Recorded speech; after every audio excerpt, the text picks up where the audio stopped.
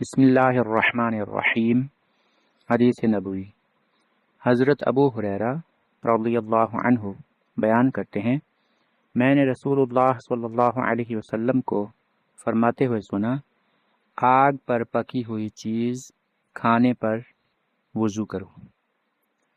حدیث مذکورہ میں جس وضو کا ذکر ہے وہ وضوء طعام ہے، جس کا مطلب ہوتا ہے ہاتھ اور منہ دھو لینا۔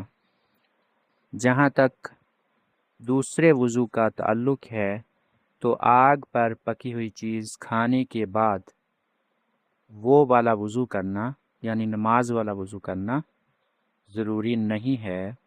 اگر اس حدیث میں وہ والا وضو مراد ہے تو یہ حدیث منسوخ ہے ایک دوسری حدیث سے، جس میں یہ بیان ہوا ہے کہ نبی صلی اللہ علیہ وسلم نے آگ پر پکی ہوئی چیز کھانے کے بعد نماز ادا فرمائی اور نیا وضو نہیں فرمایا۔